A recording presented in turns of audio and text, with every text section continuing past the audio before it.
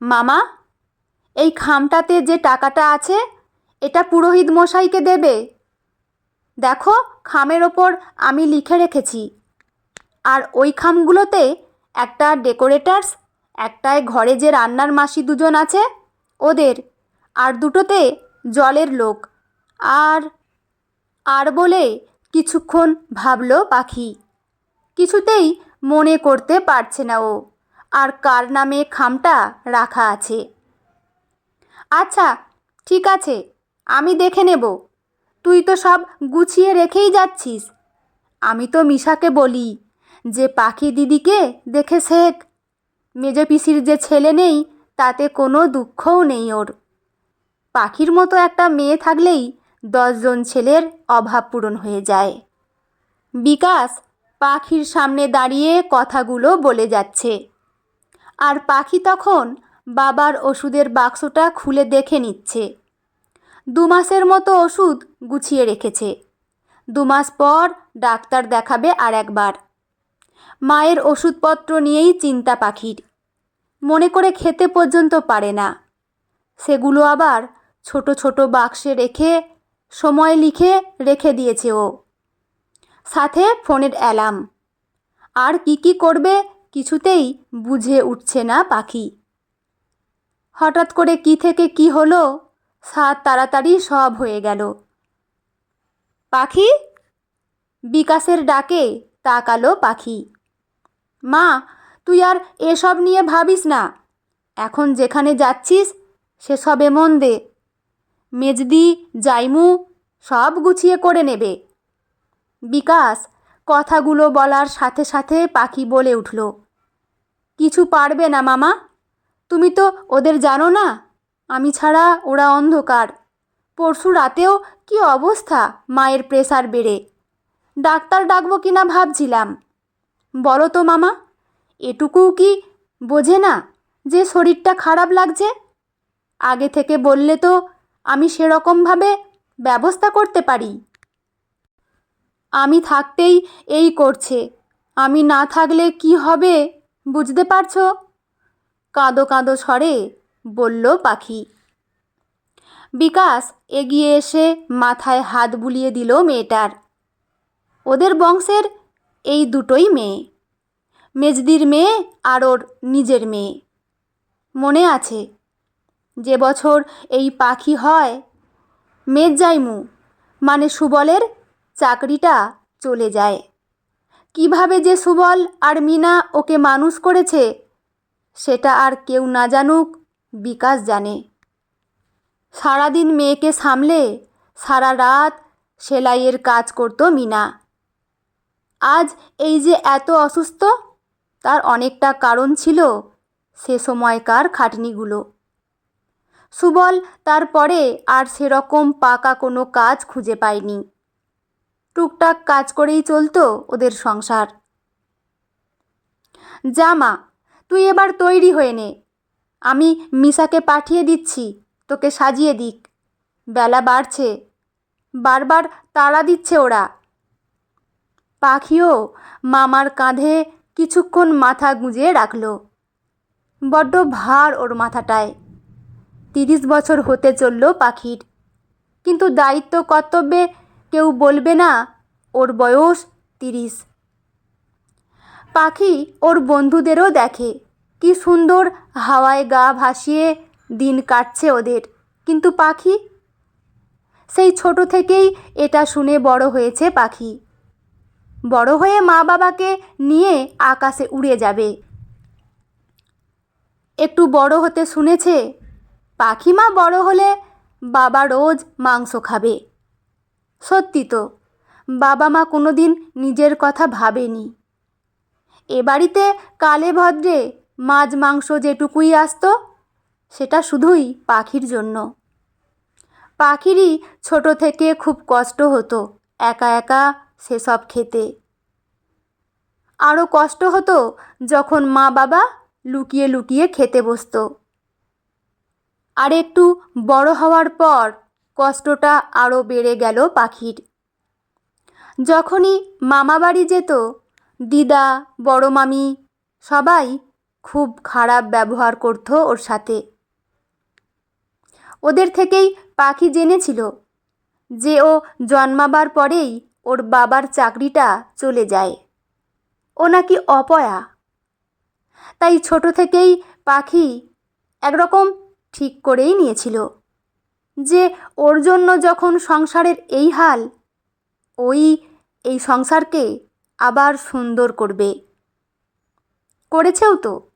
দোতলা বাড়ি, বাবার কোমরে ব্যথার জন্য কমোড, ওনাদের মেডিক্লেম না করে কী বা করতো পাখি। ছোট থেকে বাবার বাড়ির মায়ের বাড়ির সবাই পিছনে পাখিকে অপয়া অভাগা কত কী বলতো। কিন্তু সুবল বা মিনা কখনো কিছু বলেনি, বরং ধীরে ধীরে সবার থেকে দূরে সরে গেছে মেয়েকে নিয়ে।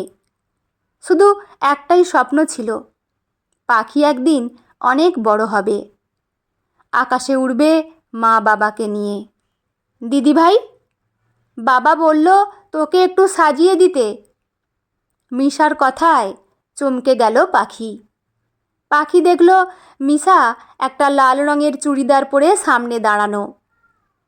ছোট মামা মানে বিকাশেরই মেয়ে এই মিশা। পাখি কারোর সাথে কোনো যোগাযোগ রাখেনি এই কবছর, শুধু এই ছোট মামা ছাড়া। ছোট মামাই একমাত্র বড্ড ভালোবাসে পাখিকে। তাই তো ও চলে যাওয়ার পরের কিছু দায়িত্ব ও মামাকে দিয়ে গেল। দিদিভাই, ভয় করছে না? মিশার কথায় তাকালো পাখি।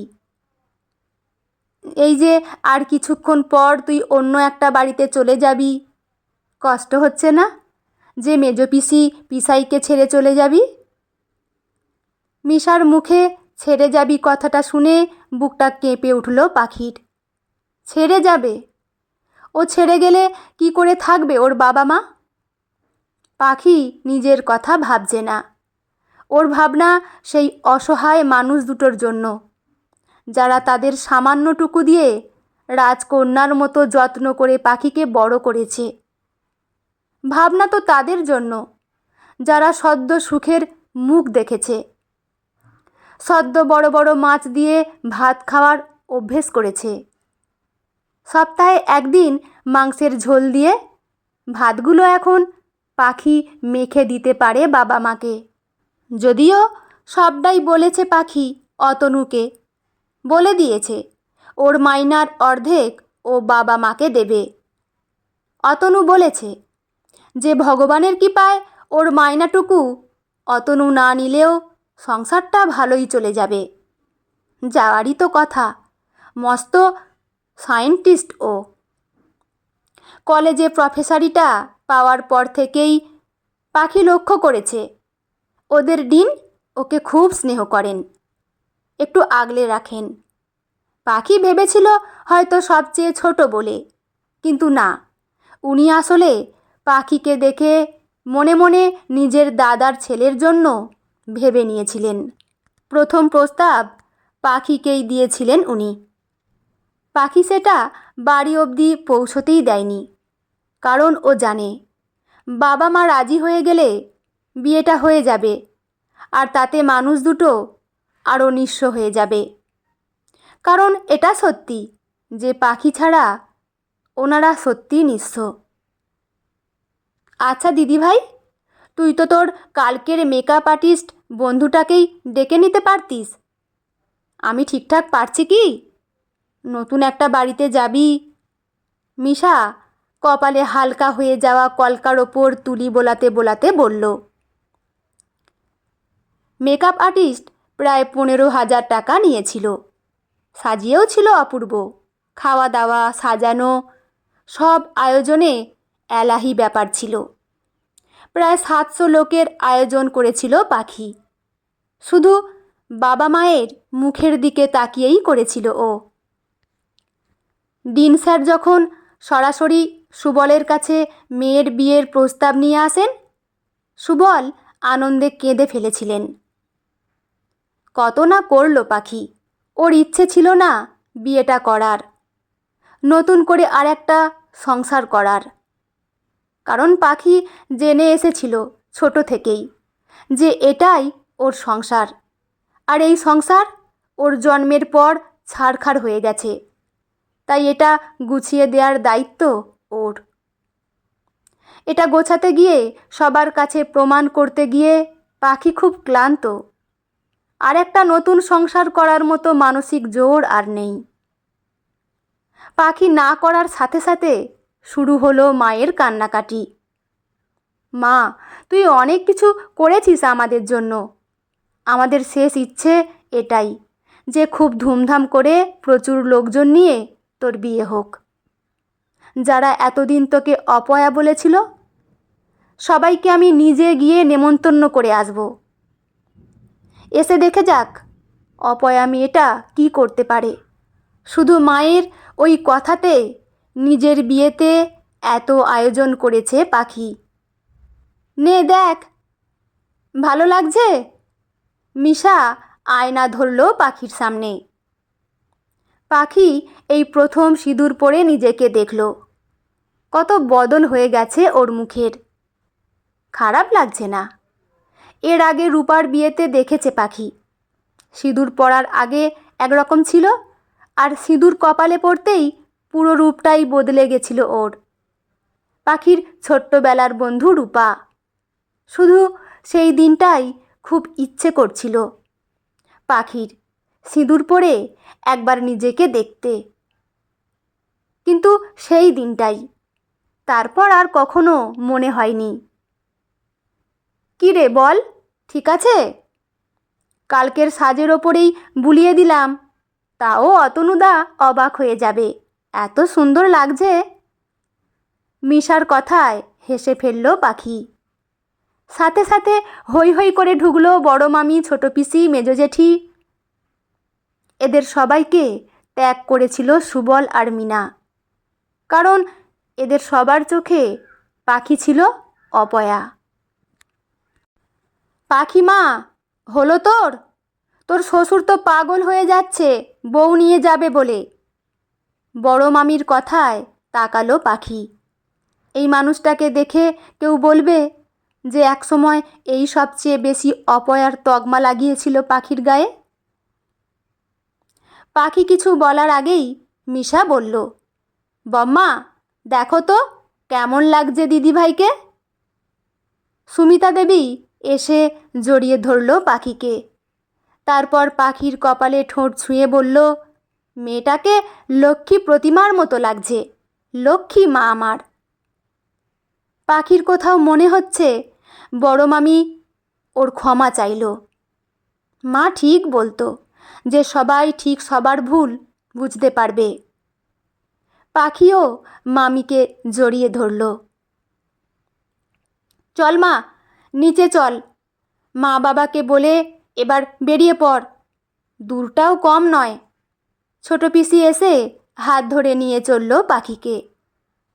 পাখি একবার ঘরটাকে দেখল, তারপর চোখ বুলিয়ে নিল মায়ের নেবুলাইজিং মেশিনটার দিকে, প্রেসার মাপার মেশিনটার দিকে, বাবার ওষুধের বাক্সগুলোর দিকে, থার্মোমিটার, ফ্লাক্স, সব চোখের সামনে।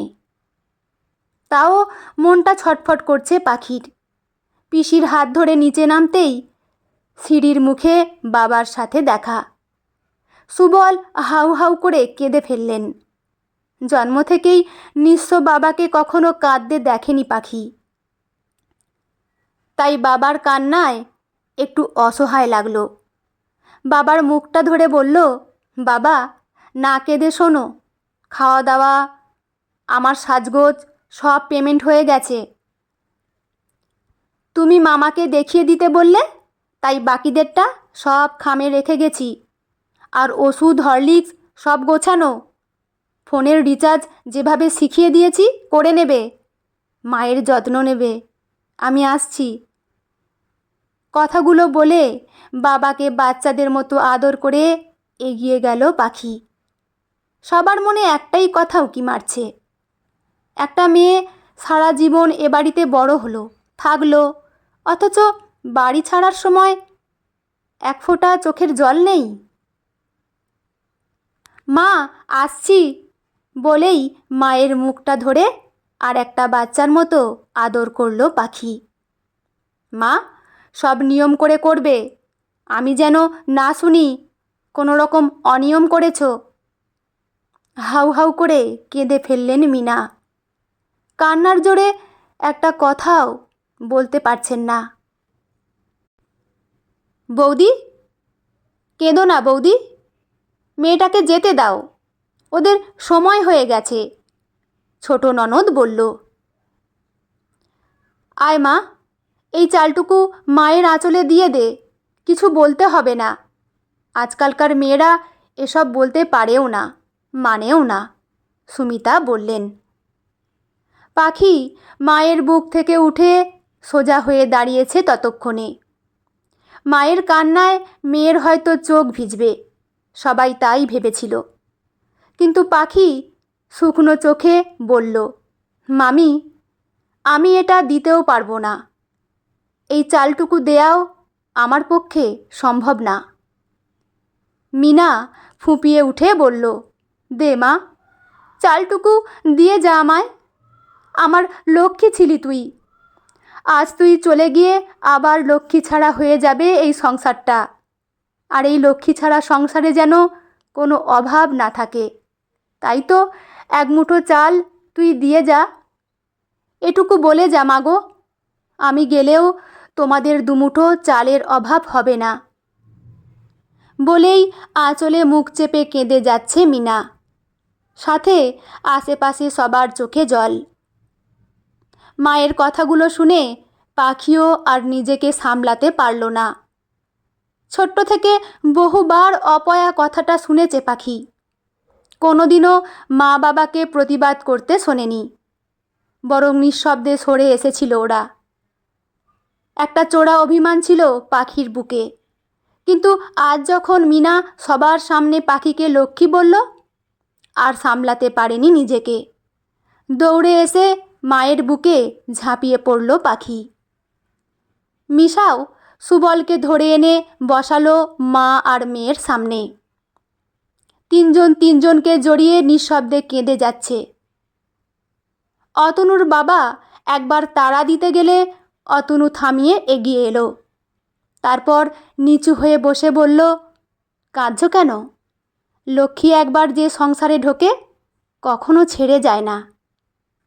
পাখি মুখ তুলে একবার অতনুকে দেখল, এই প্রথম বরের রূপে দেখল। তারপর মা বাবার কানে ফিসফিস করে বলল, আমি আছি তো, তোমাদের লক্ষ্মী।